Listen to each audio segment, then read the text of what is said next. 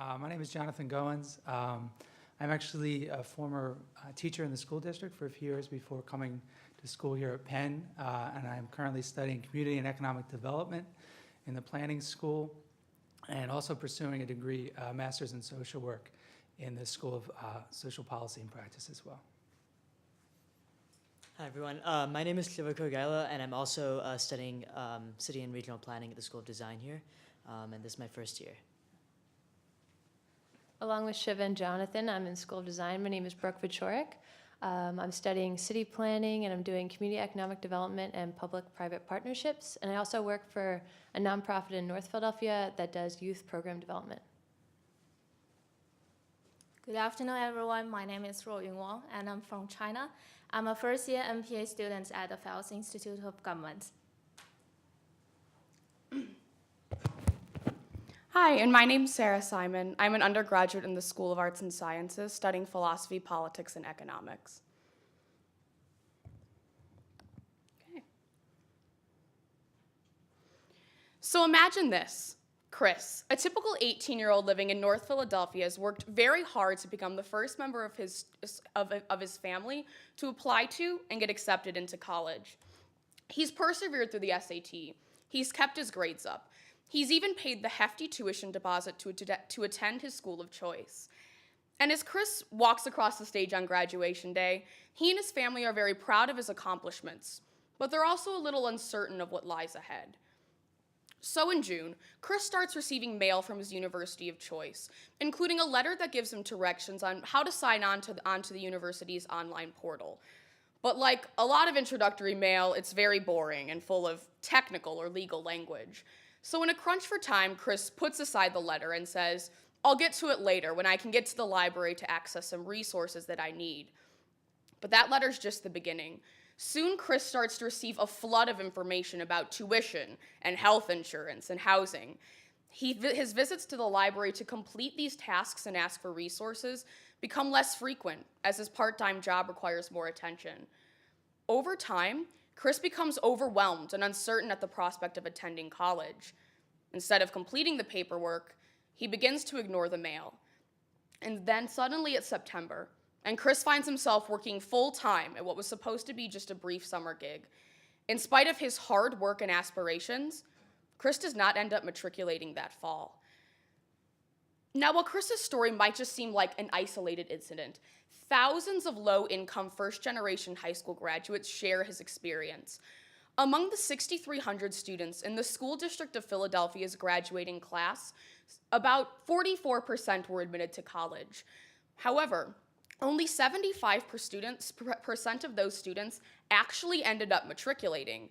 That means that in the school district of Philadelphia in 2011, 25% of students, or 700 students who saw themselves as college-bound, never actually ended up matriculating. And that's well above the national average of 15%. This is an endemic problem that education experts like to call summer melt. So when we look at summer melt, we see that experts attribute summer melt to a constellation of several key factors. Chief among them are negative peer influences. So students perceive themselves as members of an out group, or that college just isn't really the right fit for them, that they wouldn't fit in. Another main factor that experts attribute to summer melt is gaps in support. So as students leave their high school and leave the vast network of existing college access specialists in Philadelphia, the support they receive drastically reduces, almost to zero. Finally, finances can be a major component of why students don't end up actually matriculating. Specifically, quite often, confusing or mixed messages from universities exacerbate an already existing lack of financial literacy, which leads to discouragement and summer melt. But summer melt is a problem worthy of intervention because it affects students who've worked hard, overcome larger societal obstacles, and ultimately have been accepted into college. Those obstacles I just mentioned are much more complex and are much thornier and are already being tackled by college access specialists in Philadelphia, like Philly Goes to College or other programs. We are proposing a targeted intervention that is going to be targeted at students who are receptive to help and who ultimately deserve it. These students are the lowest of the low-hanging fruit, In many cases, all they need is a little support to bridge the gap between high school and college. And that's a gap that we can fill. We are iCan, and we are proposing an interactive college access network. This two-pronged approach consists of, first, a peer mentorship program, and second, app development for smartphones or other mobile devices. We seek to reduce the summer melt rates in Philadelphia and ultimately to smooth the transition between high school and college by giving students access to difficult to understand information and increasing their understanding of it. So the first prong of our intervention is a peer mentorship program. We believe that peer mentorship is an extraordinarily effective solution because fostering a sense of community and building a bridge between high school and college is critical to ensuring matriculation of these at-risk kids. Peer mentors in that regard might be uniquely effective in shifting students' perceptions of social norms regarding college. This is borne out in evidence by Benjamin Castleman, an educational researcher from Harvard University, who did test runs and found that peer mentorship increased matriculation by 14% when test run in Boston and Providence. This is because peer mentors provide approachability, accountability, and accessibility. The second prong of our intervention is a mobile application. In that regard, we believe that development of a mobile app for smartphones or other mobile devices is an effective means of correspondence because 75% of teens ages 12 to 17 say that they access the internet on their smartphone or other mobile devices at least occasionally. And even more compelling is the fact that for our target population, aka low-income students, especially that's our target population, for them, their primary source of internet access is their mobile device. So essentially, we're giving them the access that they already have and attempting to communicate them through means they'll be receptive to. So how would it work? Mentees who would be college-intending seniors from the School District of Philadelphia who submit a deposit at one of iCan's client universities will be matched with an upperclassman mentor at one of these universities. Mentors will, of course, be compensated for their time, and iCan will train them over the winter in January or February to deal with problems that students might face, enrollment issues, health insurance, things of that nature. iCan will assign these upperclassmen mentors about 25 to 30 students, and those mentors will lead bi-weekly peer mentorship workshops in cohorts of about 8 to 10 students. What this does is foster a real sense of community and provide a support group for the transition. In addition, we'd like these workshops to be held in locations such as the free library, where these students would have consistent and reliable online access. So the iCan app would supplement the mentorship program in 3 ways. First, it'll contain a checklist of items for students to complete over the summer. This would also include links to relevant tasks, such as applying for housing or reading a tuition bill. Secondly, the iCan app would provide easy-to-reach contact buttons for admissions officers, guidance counselors, and also the students' peer mentors to request help if they need it. Thirdly, and we believe this is very critical, it would provide a social networking outlet for other iCan students to connect with their peers, and we believe this would be effective in shifting those perceptions of social norms. Overall, app notifications would of course be customized to the university of choosing, and app development for iCan is currently underway. So let's talk about implementation. So iCan will be functioning as a social enterprise who provides services to its university clients. iCan will be paid on a percentage basis of the increase in revenue from the tuition that each university client receives. So iCan would be charging the university for each student who receives intervention if those students ultimately end up matriculating. iCan's responsibilities and the services we would be providing would be to recruit, train, and oversee the mentorship program in the months leading up to the summer and during the summer. Someone who would be employed by iCan, the iCan supervisor, would also begin training mentors in January or February and begin a dialogue with the director of enrollment at each client university. These conversations would just establish the timeline that each mentor and mentee would be facing over the summer so that the iCan supervisor can start developing curricula for these bi-weekly peer mentorship workshops. On the other side of things, iCan's other responsibilities would be the development, maintenance, and updating of the app. So in the months leading up to summer, the iCan supervisor would be inputting checklists and to-do lists into the app, customized to the university. And during the summer, they would also be responsible for updating and maintaining the app and updating deadlines and tasks as those things change. So how much would this cost? iCan's goals for the first year are to engage 500 students at client universities. As our budget spreadsheet for predicted costs and revenues show, this translates into cost for operations of $15,200. And we intend to use either winnings from this challenge or apply for the Mayor's Fund for Philadelphia to defray those costs to $10,200. After that, we'd be taking out a bank or government loan. But in the years following, the profit that we'd earned in the first year of operation would sustain us in the following. All told, this intervention poses a cost per student of only $30, which, when we look at the benefits to society writ large, are quite a drop in the bucket. And on the revenue side of things, we'd be charging 1% of the tuition revenue added by each targeted student. If we partner with the universities that we showed at the end of our proposal, from whom we received positive support, as you can see this quote up here, we would be receiving about $53,000 in revenue the first year. All told, this leaves a $43,000 profit for our first year of operation. We believe that college diplomas are vital to multi-generational success, and overall we seek to reduce the tides of summer melt. Thank you.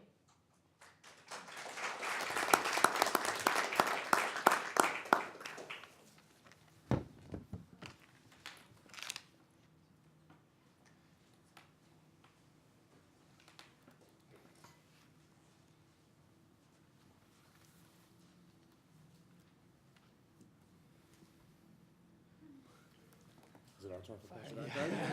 Fire when ready. Well, I'm happy to start. If you guys don't mind, anybody else want to go? No? So, terrific job. It was very compelling, I think, a particular statement of the problem. One comment and then two questions. Your opening narrative, this kind of the stylized story, I believe was it Meet Chris? No, and the example was it Tom? Meet Tom? Meet Chris? Was it Meet Chris? There it is right up there. Chris makes it to college. So the way you told that story kind of anchored my expectations about your strategy very much on the gaps in service. And I was surprised by the longer list of challenges, in particular that first one, the top of the list, the negative peer influence.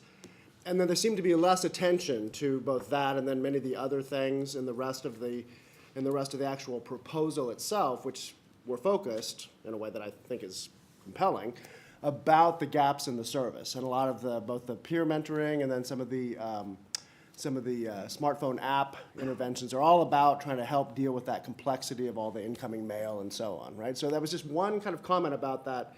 The narrative kind of anchored my thinking in a particular way. The questions are more about the relationship that you imagine having with the client universities. Do you know how many, for example, of your potential client universities already have more than 25 admits from the school district? I mean, do you know a lot about that relationship and those potential clients?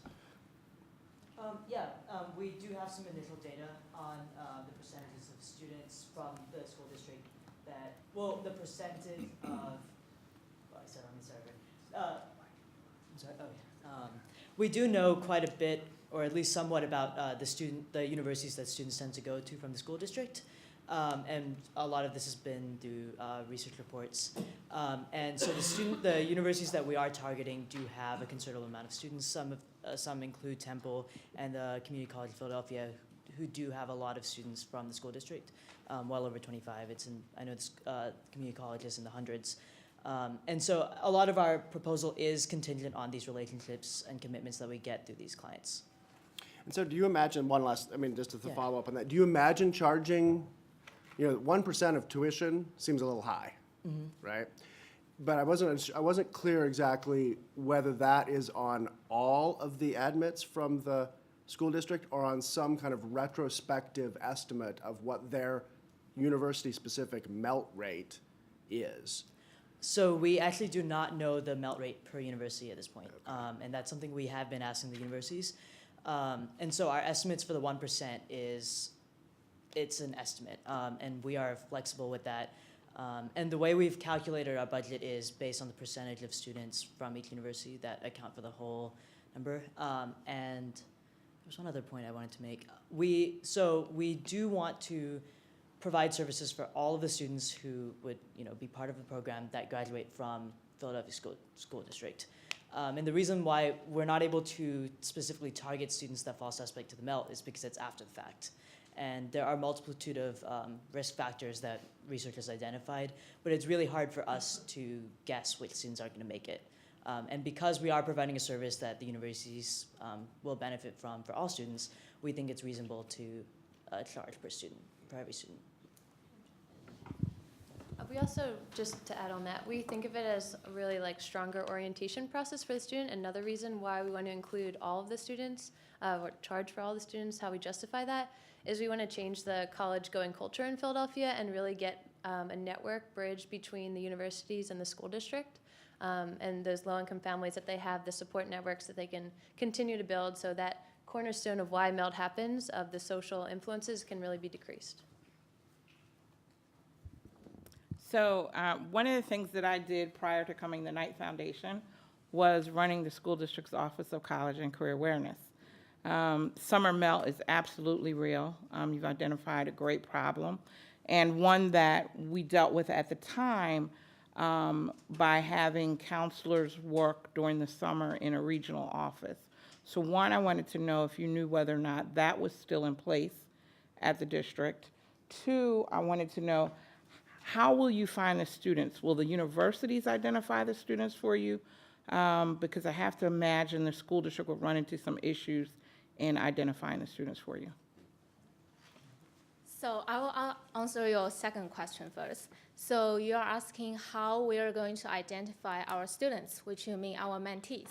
So we will send our promotion materials, promote our programs to our client universities, and we will encourage them to send our materials to all the students they admitted from the school district of Philadelphia. And we will encourage them to all sign up for our programs, because our program is designed as an opt-out, this structure. So we encourage all the students who sign up for our program, and they can have the option to step out if they may. So this is the way we intend to influence all the students, also build on what we said before, because we don't know the exact rate of summer MELT of each university. So we think that's the way we can secure every student in the process of transition to higher education. So based on your first question, I think Jonathan has. Yeah, I can try to address that first question. I don't know specifically. I do know I think everyone's well aware of the budget cuts in the school district and the fiscal constraints. In many cases, there isn't enough counselor support during the school year, let alone over the summer. So we're really, we're acknowledging, I think an ideal intervention in an ideal fiscal world would be additional, help directly from counselors over the summer. But we're filling that gap, right? We're not going to fill it perfectly, but the idea is we can provide a network, and we can get universities themselves engaged in that process of kind of stepping in directly in their own self-interest to fill that gap of support over the summer through our program. And we also chose to have the mentors from the local universities partner with the mentees, or that relationship, because we want that insider knowledge of someone who's maybe not hired by the school district, who might be intimidated by that bureaucracy or administrative kind of stuff, to be just someone like a friend who can walk you through the process, who's already dealt with it for 2 or 3 years and they're like a junior in college.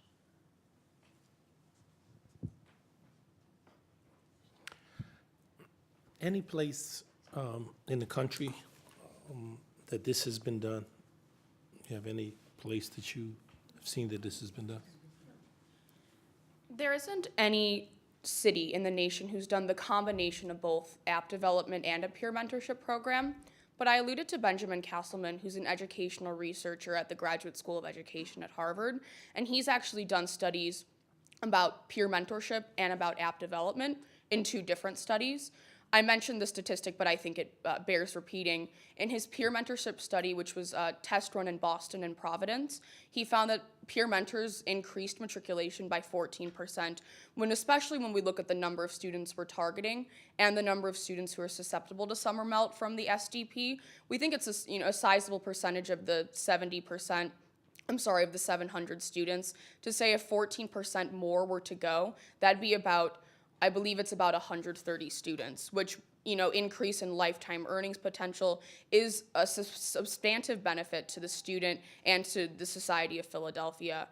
And on the app development side of things, we saw that actually app development hasn't specifically been done, but in a similar nature, a text messaging system has been implemented where 10 text messages were sent out over the summer, and this did increase students' matriculation ultimately by 7%.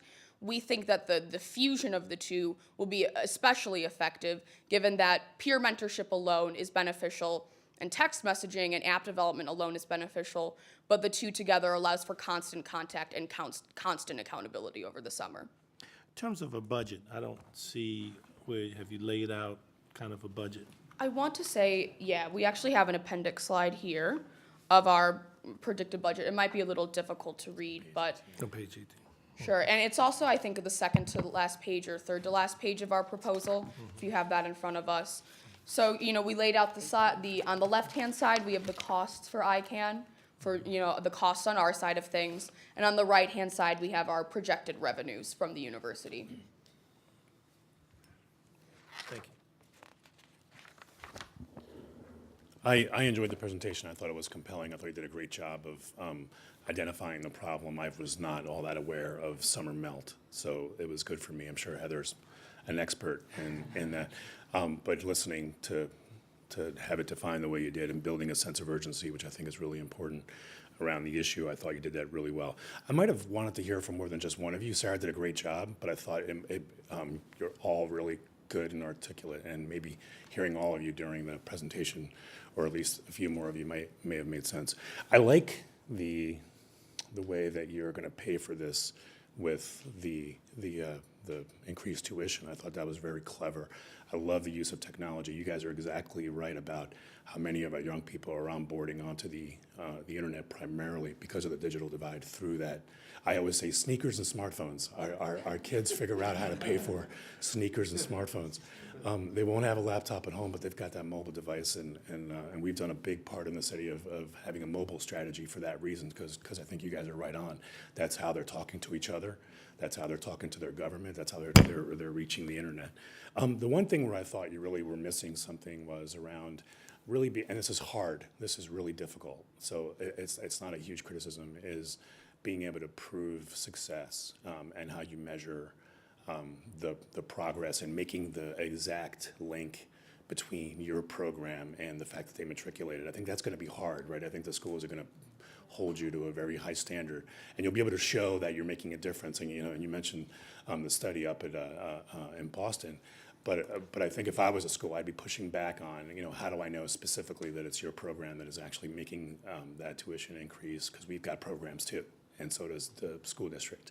So how do you parse that pie, I think, is actually a big challenge. I'm sure you would convince them and you would win.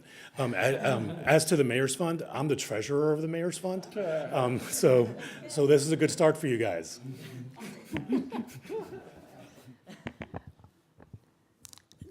I liked this more in the telling than I did initially in the reading, so congratulations on that. I'd like to go back. I want to understand the business proposition to the universities a little bit better, because I think what you're saying you go to 500 kids, you get a yield, which I assume means matriculation, and that 500 to 450 is higher than what it would have been. It would have been 500 and say 350 at matriculating if it's a 75% matric rate. So each of these universities is essentially paying for a service to be delivered because there's no way to target it. You just have to do it. You think that's persuasive? That's a hard The way people think about these things is, but most of these people would have been there anyway. And I'm just curious about the pushback that comes from, well, all of our SDP kids show up, why should we do this? Can you just talk about what you imagine the sales pitch to be at universities that are quite different in their composition and their location and their budgeting situation? So one part You of can that. pull that up so you don't have to Yeah. lean. Too tall for this, okay. One part of that we thought of was that our app, one section of the app, I don't know if I can go back, will be an FAQ, and it also acts as a social forum. So we think that we not only provide the summer melt service, but we're also a clearinghouse for questions from students, and we could save the university some time and headache by kind of going through those questions and connecting the students to resources before they get to campus or have to make a phone call to campus that would take up administrative time. Someone else want to talk about budget? Would the app be useful to the university for other students that had nothing to do with this program and going to the next? You're going to require considerable interaction with the IT folks at each of these universities to develop an app that can be displayed on an iPhone, aren't you? It wouldn't be that significant. I mean, really, the university side, in our understanding of what the app will look like, would be, mostly around the deadlines and the things that are due. Once we have that information, we would really be doing the legwork. I do think it is a valuable resource across the board for universities. For one thing, I think we admit this problem is not fully understood. It is complex, and it's really an individual issue with individual students, and for different universities, there are different barriers. This would also be a source of information, of data for universities about what are the specific barriers for their students. And so I think it does have value there across the board. And also some of these studies that we mentioned with Castleman have shown results not just in the first year, but also beyond with retention. And I think that's an ongoing problem in a lot of these universities, even if students do show up.